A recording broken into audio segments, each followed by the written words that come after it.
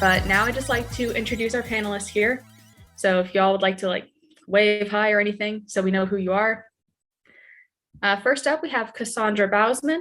She uses she, her, hers pronouns, and she's a lecturer at the University of Iowa's Department of Rhetoric.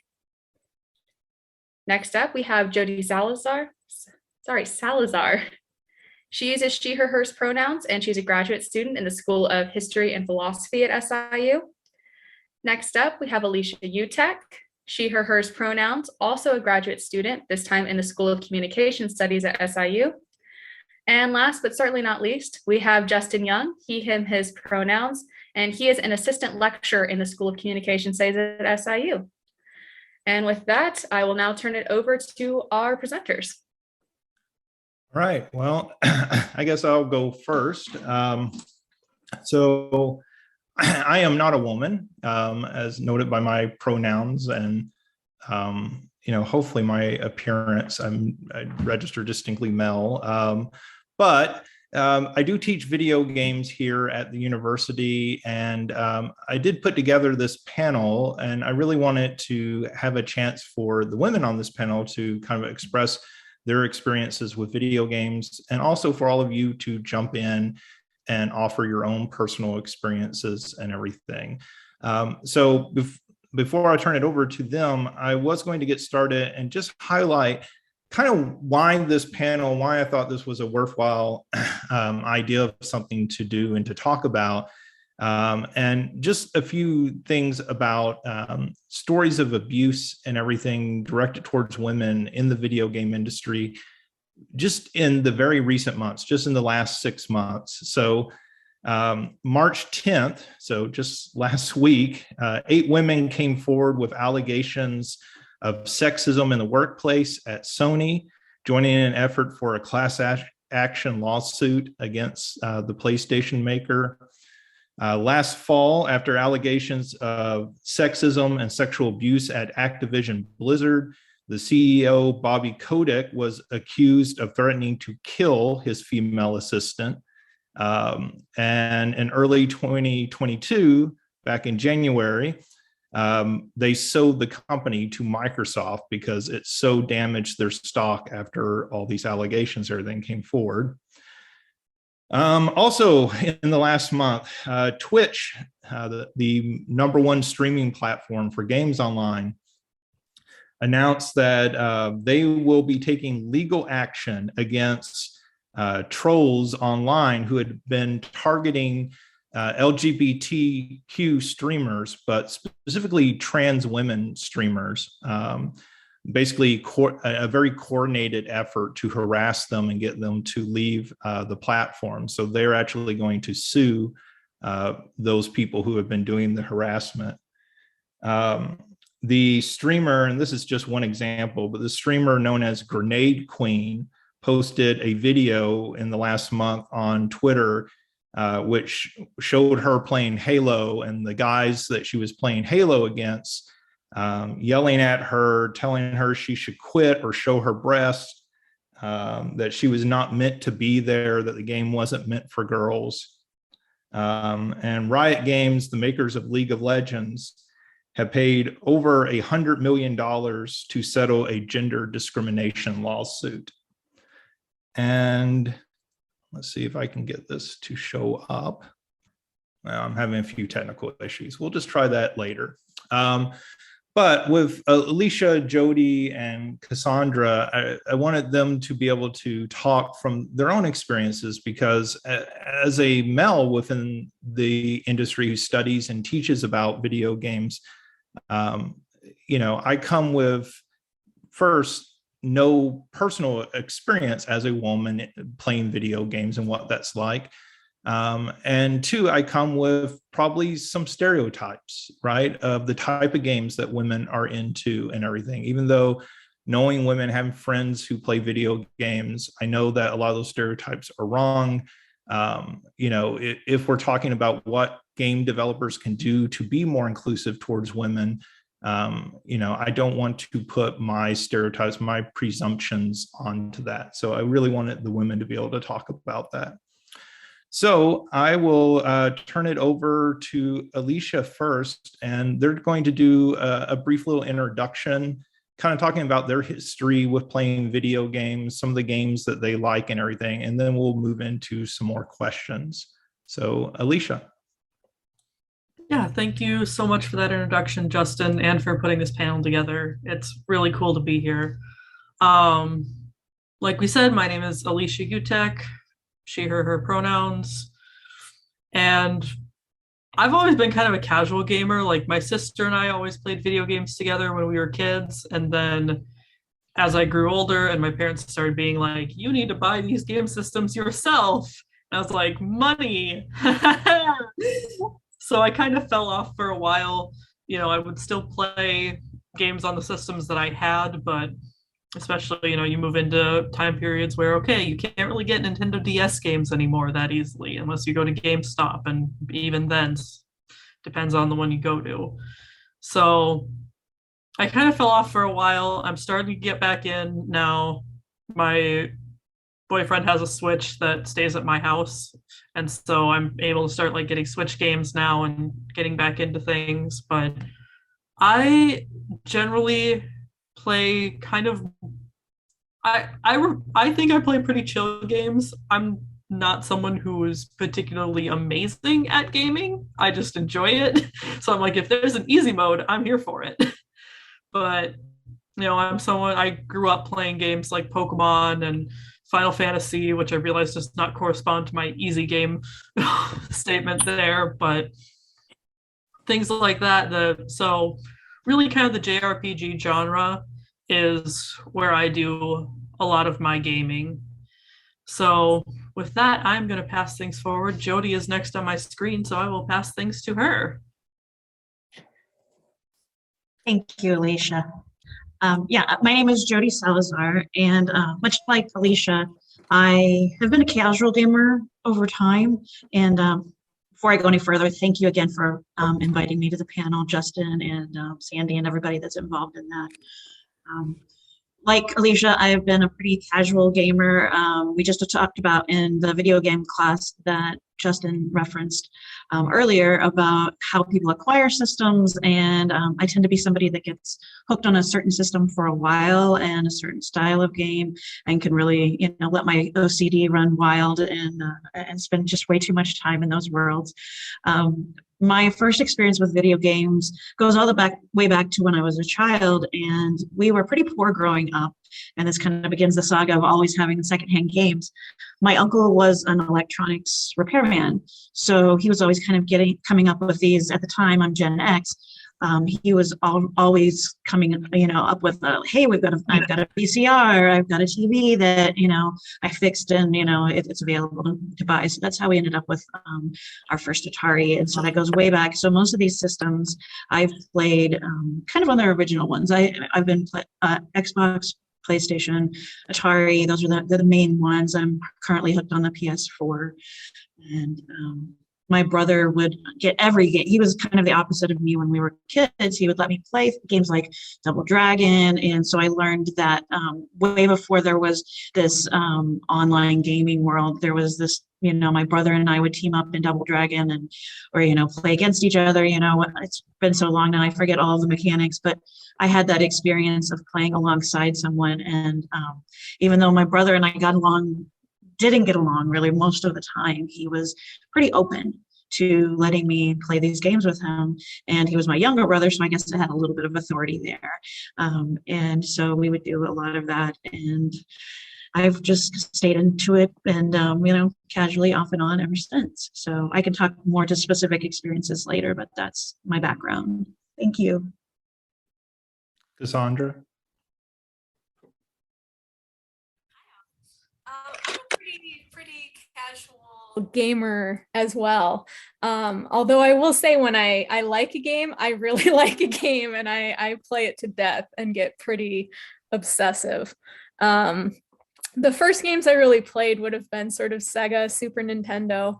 The first console I owned myself was the N64, which probably represented peak gameplay for me, right? Ocarina of Time, I think, remains maybe my favorite game of all time. And of course, on Switch, which I have now, I'm a big Breath of the Wild person too. So I like adventure games. I like RPGs. I like kind of a fantasy escapist style. Art style world building really kind of matters to me in my video games. And I guess otherwise, for sort of starting off a significant sort of milestone in thinking about the intersection of games and gender, when baby Cassie was playing games back in the day, and this, I'm pretty sure this was on PC, at least for me, Zork Grand Inquisitor starts the game with name yourself, right? And I was someone who always just used Link. I never entered a name or made up a name or anything with, who are you? What's your name? Let's go on an adventure together. And there's the pause and you're expecting the prompt. And then your guide just says, never mind, I'm going to call you Afghan Cop, which is ageless, faceless, gender neutral, culturally ambiguous adventurer person. And it's said in jest, but it was the first time for me that I had really been confronted with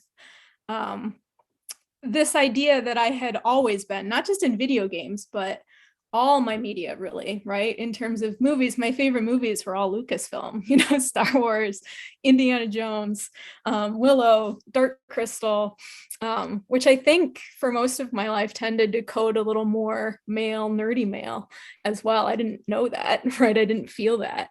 But with this Afghan Cop thing, it sort of rubbed your face intentionally in the fact that I had always been being expected to identify with, right, and empathize with, and sort of have as an avatar a white male character, right, always as just the default. And I don't really think I encountered another text that would talk about that would challenge like that, would stick in my head like that until I was in college, right? And sort of I really started focusing on, oh wow, right, like gender theory is a thing, right? Feminist theory says texts matter. So that was formative for me in ways that I've been thinking about a lot in imagining what we might talk about today. Cassandra, can I just say that just struck home for me so much. I remember, and Justin has heard this story probably like 4 times now, so I apologize, Justin, you're hearing it again. But when I was a kid, my very first video game was Pokemon Blue version on the Game Boy Color, and I was 5 years old.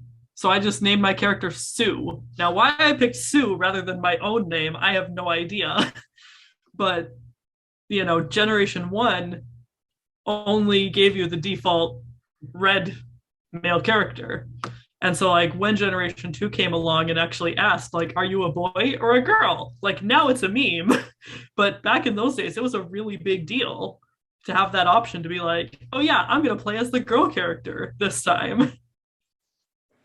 Yes. Like Cassandra said, when I think Xbox 360 playing World at War and zombies and all of that was my first real experience and really creating an avatar that other people would see. And I was going to get to this later, but it was so relevant to what you were saying. I wanted to follow up on it. I had an avatar that looked like me, and I was a 30-year-old-ish divorced woman at the time. So she had a cute little skirt, and she had my features, and she was completely sexualized. Everyone wanted to know, do you look like your avatar? Because either they were outing somebody that was not the female gender, or they just immediately wanted to resort to sexualizing her. And again, in a game like Call of Duty, it's not completely unexpected, but that was my experience. So, right there with you. Yeah, I wanted to jump in here real quick. I'm going to try to share this again. Let's see if it actually works this time. And there's just a few quick slides I kind of wanted to show that I think exemplify kind of the problems within the industry. So this is an ad for the Sega Saturn. Is this showing up okay for everyone? Okay, I'm getting some nods. And so those who are listening, it is a nude woman lying on a bed, and she has screenshots of Sega Saturn games strategically placed to cover up the parts of her body that would get the ad banned. But these sorts of ads were very common, particularly in the 16-bit and 32-bit era, to market video games. And, you know, of course, it's dehumanizing to the woman. It's a hypersexualization.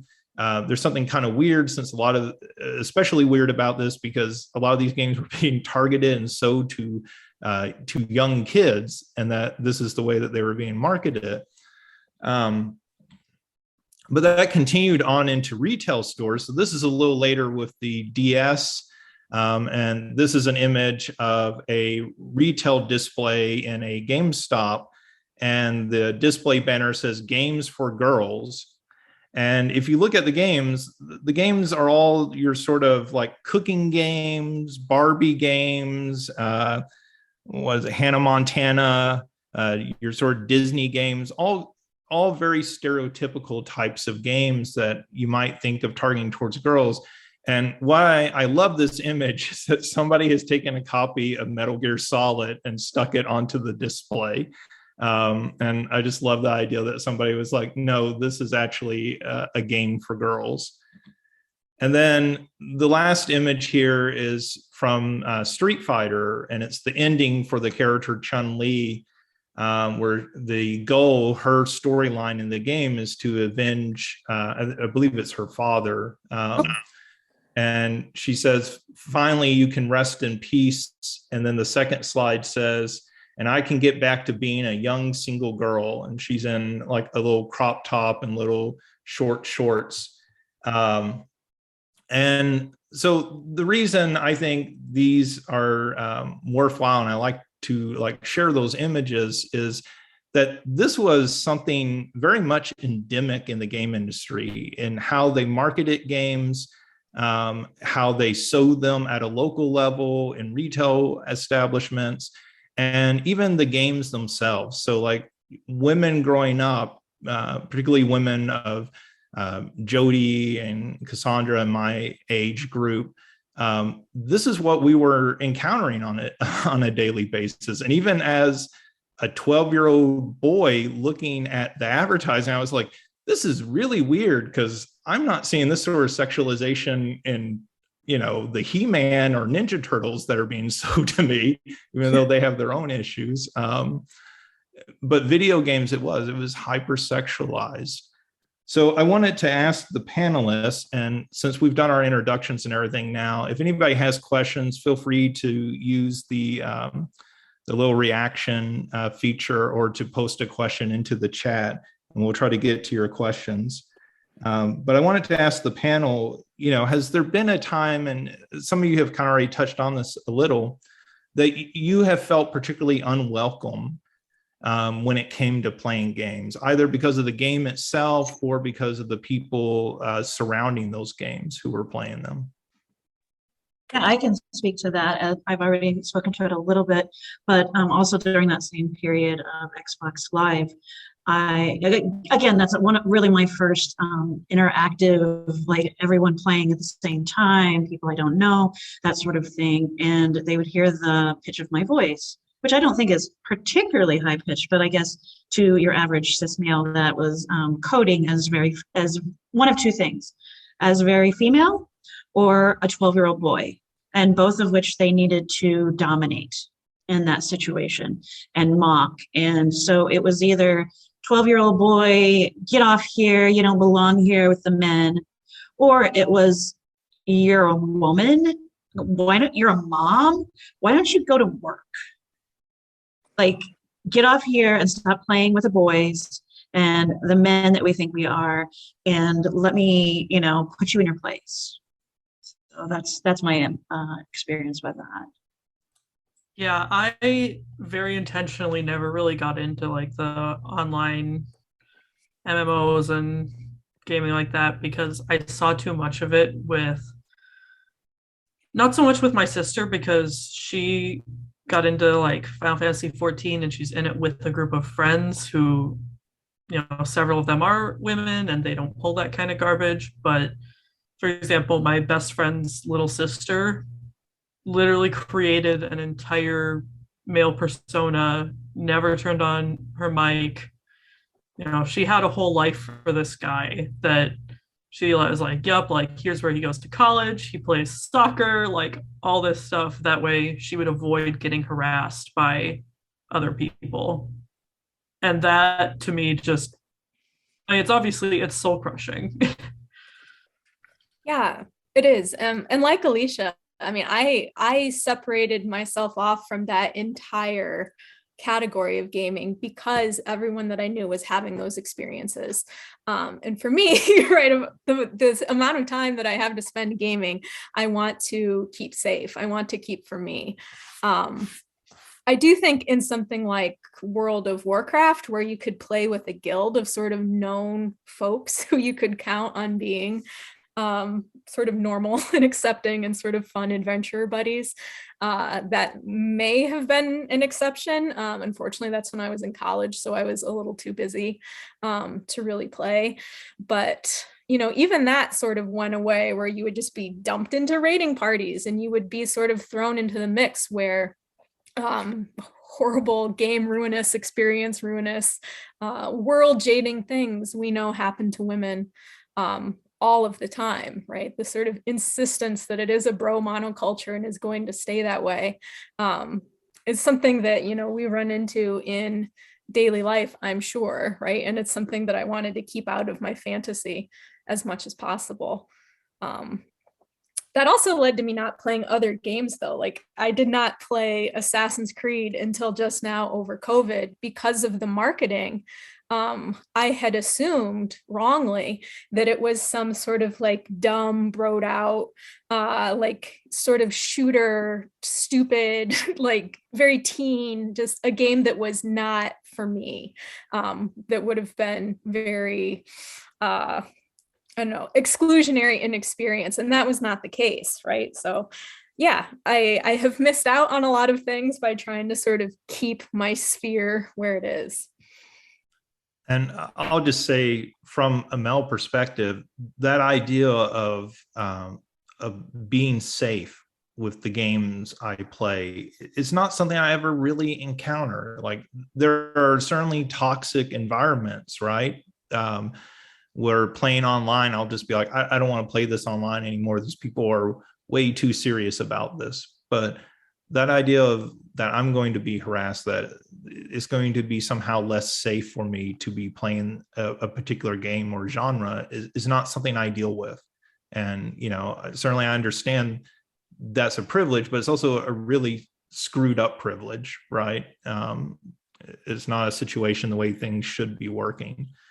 The next thing I wanted to ask about was, and Cassandra, I think you already kind of touched on this a little bit with the fact that you kind of fell away after the Nintendo 64, but a lot of little girls start out playing video games. My sister certainly played video games with me when I was young. She's a couple years older than me. But then at some point, maybe middle school, high school, or at least from my generation, it felt like a lot of girls fell away from playing video games. And that seems to be Cassandra's experience, and eventually coming back to it. Did the rest of you have that experience, or did anyone in our audience have that experience where you played video games as a young girl and then kind of fell away because you kind of felt unwelcomed in it? I definitely did. So, like I said, part of why I fell away was money and like starting to have to buy systems myself. But I think another big part of it was like I would try to talk to my friends about, oh, like we're playing, like Kingdom Hearts was a big one for me growing up. And like my sister and I, like I said, played all these games together. But I would go back to like school or my friends and be like, oh yeah, or like we played about. I think part of it was I had way more girlfriends than guy friends. And so I think there was this sense of like, well, shoot, if I'm going to be the only one, like, why do I keep playing then? Like, I still played Pokemon games because everyone still had the nostalgia factor for that, but really trying to get into anything new, I felt like a lot of my friends were really not vibing with that. And so I definitely felt the pressure to kind of step away and also. I can't tell if she's frozen or back. I was gonna comment, but I wanted to wait. She seems to be cutting out. So if you want to go ahead, Jodie. Okay. And I don't want to keep mispronouncing your name. Is it Cassandra or Cassandra? Cassandra. Cassandra. Okay, that's what I gravitate toward, but I wanted to be sure. Yeah, much like Cassandra, I think I had always coded. I mean, I definitely was much more of a tomboy growing up, as we would have called it at that time. And I think I definitely code as this like nerdy male personality that, you know, definitely I played with my Barbies and things like that growing up, but I also, you know, played in the dirt and loved this sort of thing. And like I said, I played so early and so young with my brother that it's been seasonal for me. So it's much like what Alicia said, where it's been money at times. I got back into, and what I currently play is PS4 because I was in a VR and like a digital media kind of course a couple years ago, and right as COVID was hitting, actually. So it was perfect that we were in this VR virtual experience, and we worked within Dreams. So that'll kind of come into, you know, more of what I've done currently is that in Dreams you create your own video games, and that can look like a story that you've created. It's a PlayStation. I think it came out on PlayStation 4, but you can play it on PlayStation 5, and it literally teaches you all of the mechanics. But what you build can be any number of things. So I come back to that kind of, I do like cooking games and I do like simulation games, but I also like, you know, I've been playing Green Hell and it's been driving me insane because it's just an infuriating end game. So, you know, yeah, I'm going to fight, you know, leopards and things in the jungle and whatever happens to come at me. And so, yeah, there's a little bit of that, that I've fallen away from it and come back to it essentially. Great. One of the things that you all have talked about was the moment when you first got the chance to create an avatar, to create a character in game that reflected you better, and instead of it having to be generic white hero guy, which is, you know, certainly what a lot of video games have been outside of Pac-Man in the early days. You know, I guess even Pac-Man's a man, right? Like we get Miss Pac-Man for the sequel, so we do get a woman. But are there other things that video game developers could be doing to make video games more welcoming or more engaging towards women? You know, I think sometimes what I feel like is the sort of cynical response to that is, well, we'll let them play as a female character and that's enough. And but I don't feel like that is. And listening to you all, I think that there's something more maybe that games should be doing with even the design of them. Coming from the background of history, I find it shocking that it was during my lifetime that women historians became an accepted historian and started to get validation.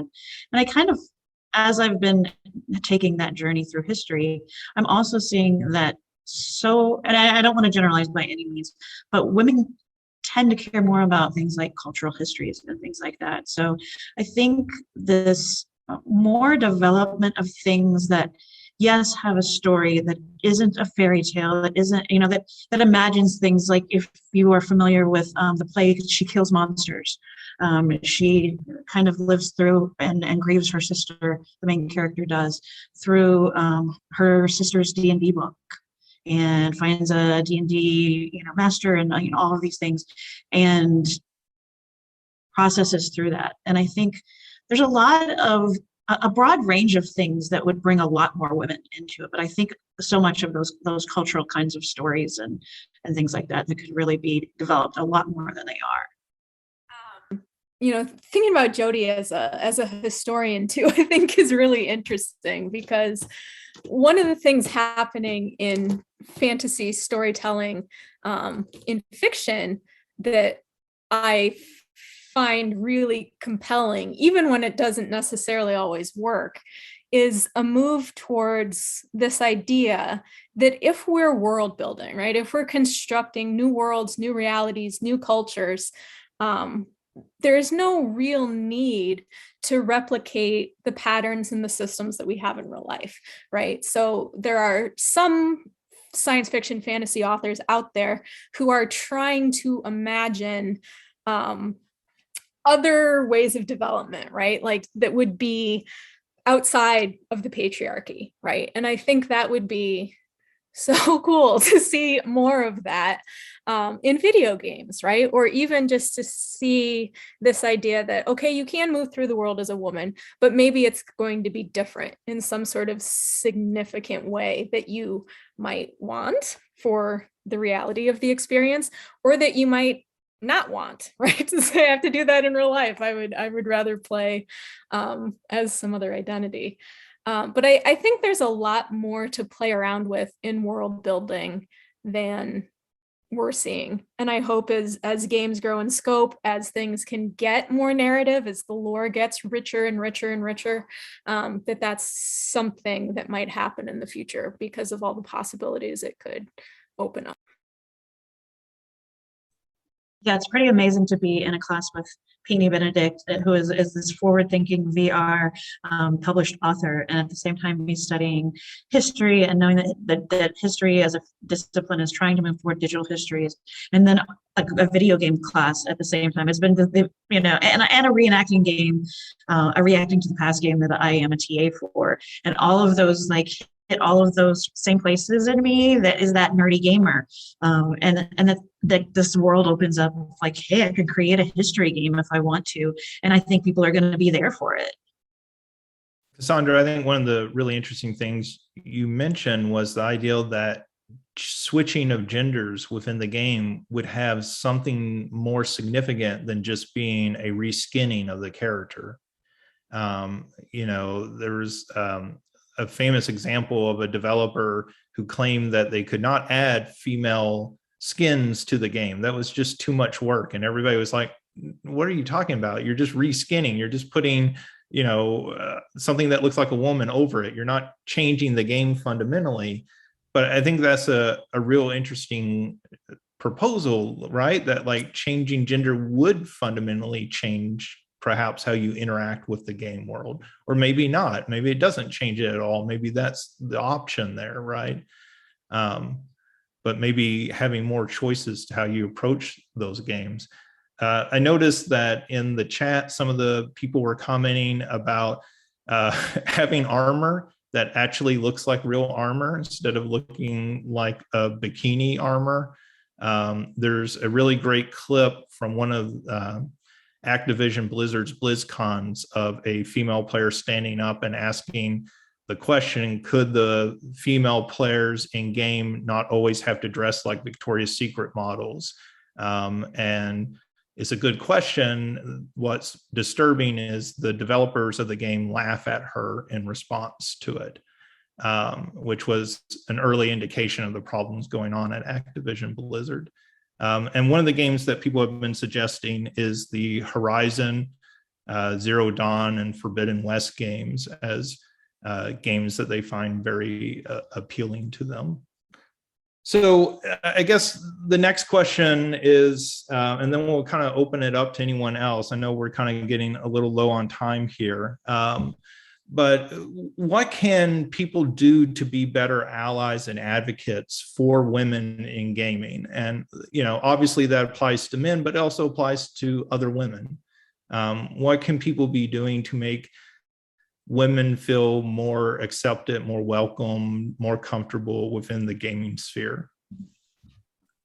I think honestly for this one, just not being jerks, and like you said, this goes to both guys and girls, because again, when I was growing up and I was really invested in certain games, my girlfriends were kind of jerks about it too.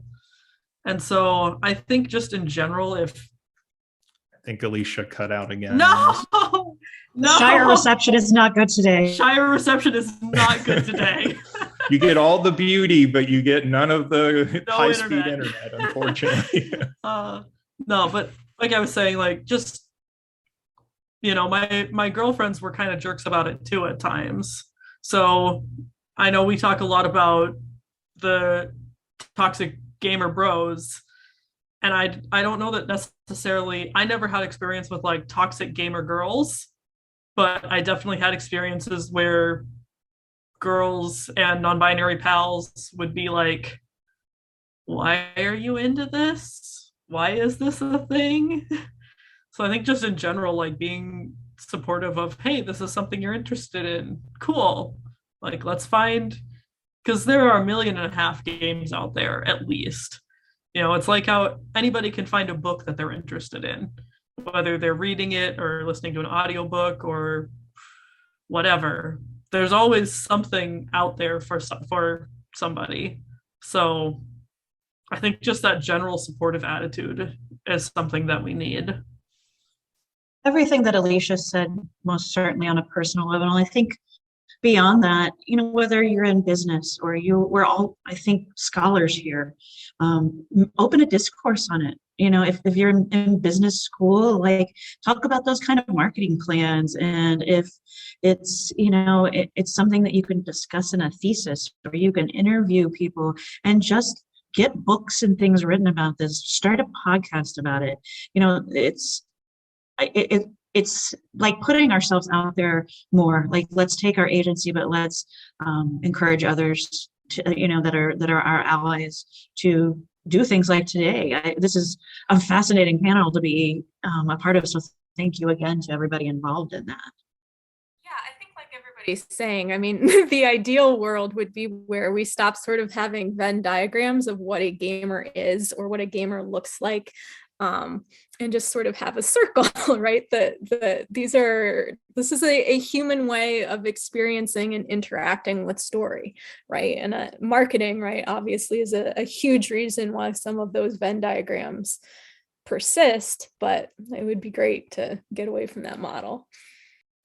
I wanted to point out, Ashley, in the comments, noted that giving players more romance choices in games so that it's not quite so binary in the choice. And I know some games have been working at that. She specifically points out Stardew Valley, which is a fantastic game and incredibly cheap, like $10, $15 if you have not played it. So I will second that one. I feel like these sorts of conversations are really valuable. I really very much value the time of Alicia, Jodie, and Cassandra, and thank them for participating in this. I will note that we have started a video games podcast here at the university called Saluki Gamescast, which Alicia is a regular guest on that show. And part of that has been to talk about these sorts of issues. And so, going forward, we hope to continue this conversation and make it something that is ongoing. Because part of my reason for doing this is having friends who play video games who are women, and it almost always ends up into the same way I would have a conversation with my male friends talking about a video game, but at some point the women will say, yeah, but this thing really bugs me about video games. And that's a very one-on-one conversation. And I feel like having these conversations publicly and more broadly hopefully gets these messages out there so that more people hear them. So I think we are just about out of time, but if we have any final comments, anybody in the audience who would like to add anything, we're more than happy to have you jump in. Hello, everyone. I am a absolutely non-gamer at all. Never played a game at all. But I also wonder if it has so much to do the way we chastise women in gaming about just the way we are being socialized, right? Because even I remember when we were getting those little Nintendo games, we would get my daughter the little cooking things, and then my son will get something else more oriented for boys. But then my daughter just completely stopped playing, and my son keeps playing, and he plays all kinds of things, and he's very good at it. But it is still for me, and that's a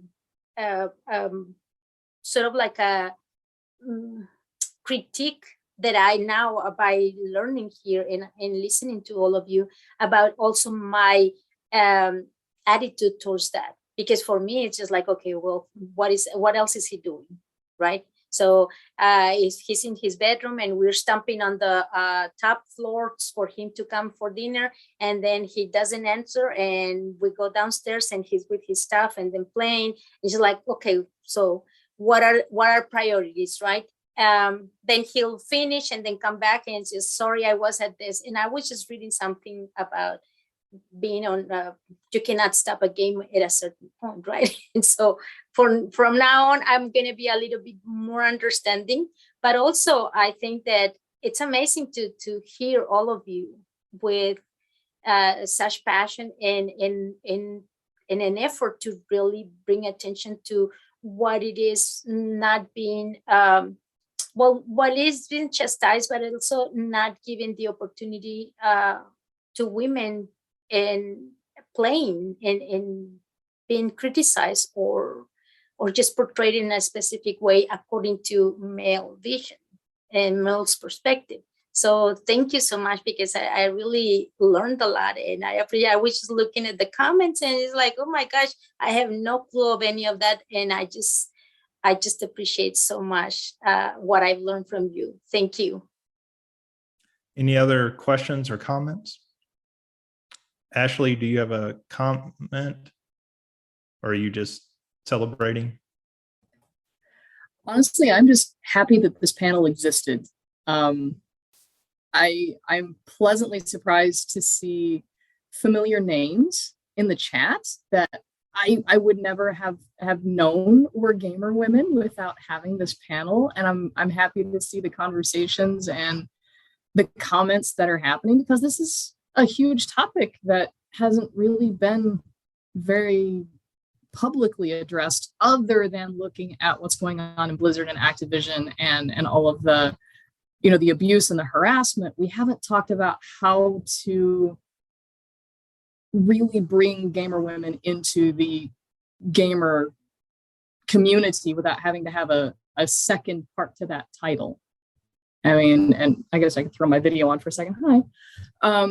I mean, I'm a very elder millennial, sort of that Oregon Trail generation. And I've been gaming since before I could read. My older sister had an Atari. And so this has just been part of my life since I was a toddler. And I'm in my 40s now, and I still play games. Like, I'm going to go home and play Elden Ring tonight, and I'm super excited about it. And I wish that more women could, I guess, talk about that without feeling ostracized or judged or like they're doing something weird that adult women shouldn't do. Feel free to find me, friend me. Let's see, roundtable discuss on a podcast. You're my tribe, people. Yeah, I almost Those wish of we you- could get together for coffee sometime or something. I would add, those of you who are on campus, the video games class that I teach, that Jodie is actually a part of, April 7th and 8th, we'll be doing an event called Playing for Pets, raising money for the local humane shelter. And we'll be playing video games and live streaming that. And it is an event open to everyone on SIU's campus, faculty, students, and staff. So if you want to come hang out with people in a very non-judgmental environment and play some video games, that's a great opportunity. And you don't have to be even particularly good at video games, because not all of us are very good, but it's just an opportunity to hang out and do good with video games and show kind of the variety of video games, the accessibility of those. I don't want to interrupt if anyone has more questions or comments they want to make, but we do have to start wrapping up at least a little bit. So Final call for questions, comments. Okay, in that case, awesome job to all of our panelists today. You guys did great. I'm personally not a video game person, so getting to hear about all of this was super interesting. Love getting to hear about how passionate you guys all are about it.